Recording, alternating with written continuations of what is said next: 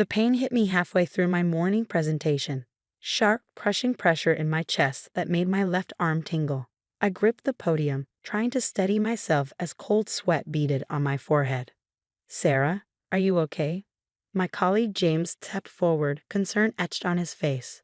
"I'm fine," I managed, even as the room started spinning.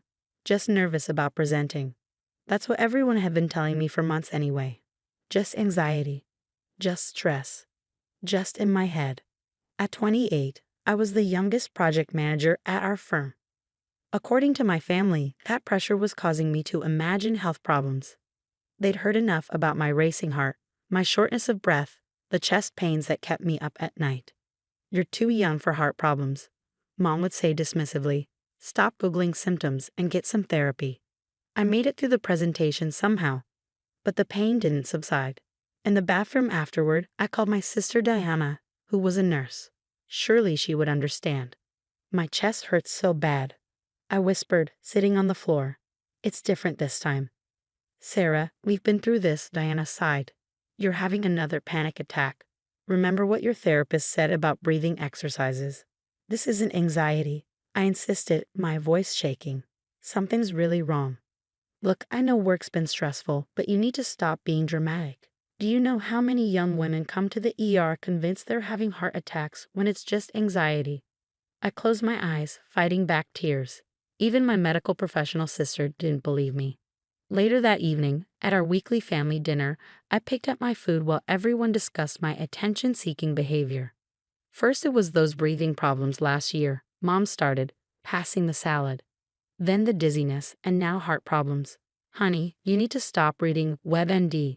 Dad nodded in agreement. "Princess, your job is stressful. Maybe you should consider something less demanding."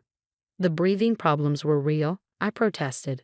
"The inhaler helped until you convinced yourself you needed something new to worry about," Diana cut in. "As a nurse, I'm telling you, you're too young and healthy for these issues." My brother Mark laughed.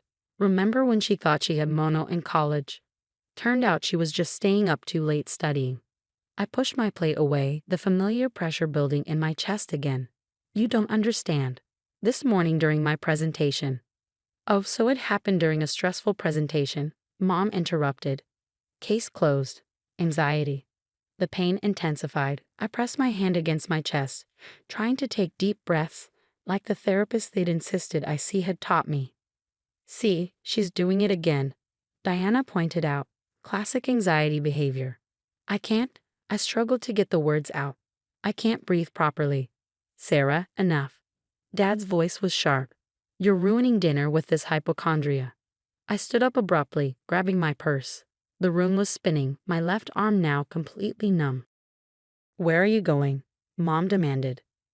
"Emergency room," I gasped, "with or without your support."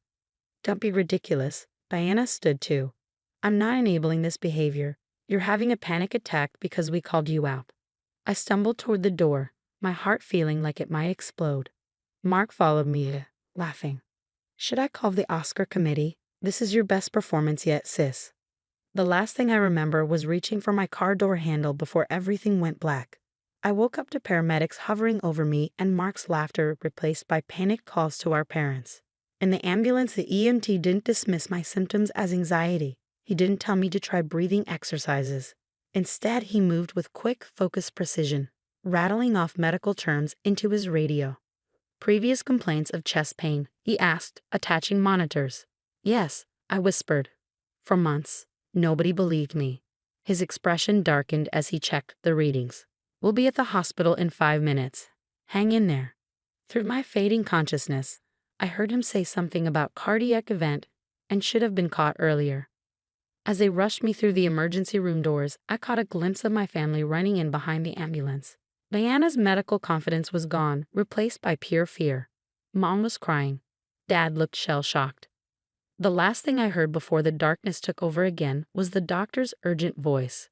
"She's not having a panic attack. This is a serious cardiac event." How long has she been complaining of symptoms? The answer would have to wait. In that moment, as consciousness slipped away, I felt a grim satisfaction. They were finally going to learn that I wasn't being dramatic after all. I just hoped the lesson wouldn't come too late. The cardiac unit's monitors beeped steadily as I drifted in and out of consciousness. Through the fog of medication, I caught fragments of conversations between doctors and my shell-shocked family. Undiagnosed congenital heart condition. Could have been caught months ago. Lucky she got here when she did. Diana's medical knowledge seemed to have abandoned her. My confident sister, who always had answers, now stood silent, gripping my hand while the cardiologist explained what they'd found. The symptoms Ms. Harrison reported: the chest pain, shortness of breath, arm numbness. These were classic warning signs, Dr. Martinez said, his tone carefully neutral but his implications clear. According to her medical records, she sought help multiple times. Mom's voice trembled. We all thought it was anxiety. A dangerous assumption, he replied, pulling up my test results. This type of congenital defect often goes undetected until adulthood, but once symptoms appear, they shouldn't be ignored. I opened my eyes fully to see Diana covering her face with her hands. The nurse who dismissed so many patients' concerns was now on the other side of the equation. I should have known, she whispered, all those times she called me for help. Dr. Martinez continued reviewing my case.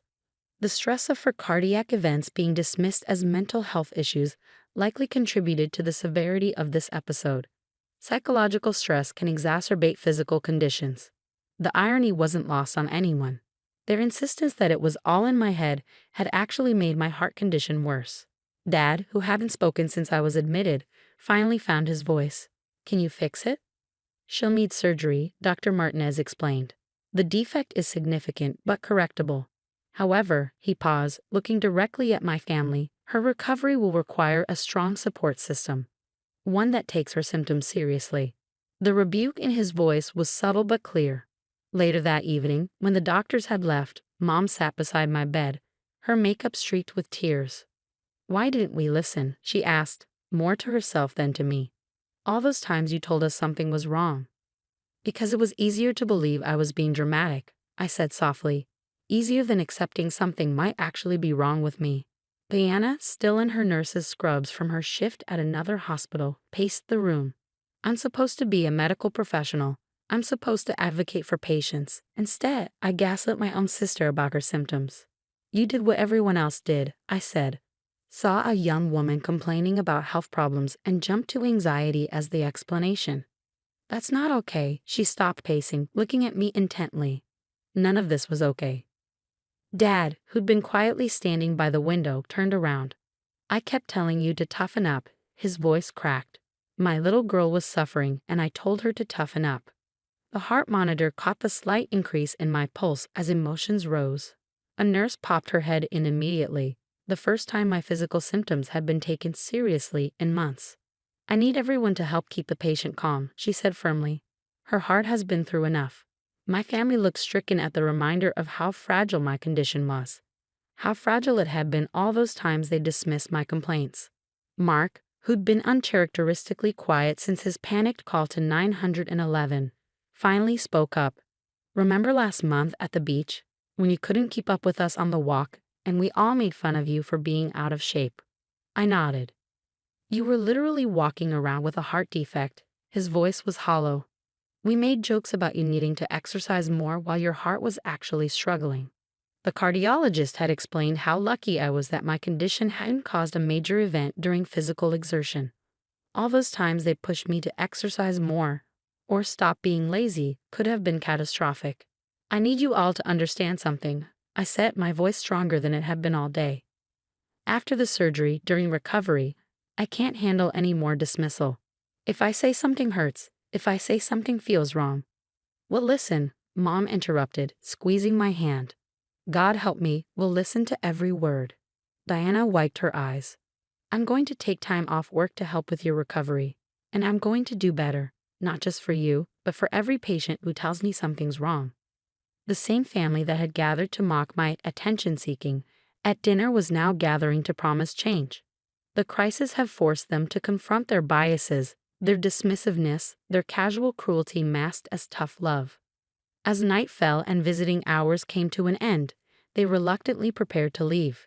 Surgery was scheduled for the morning, and we all needed rest.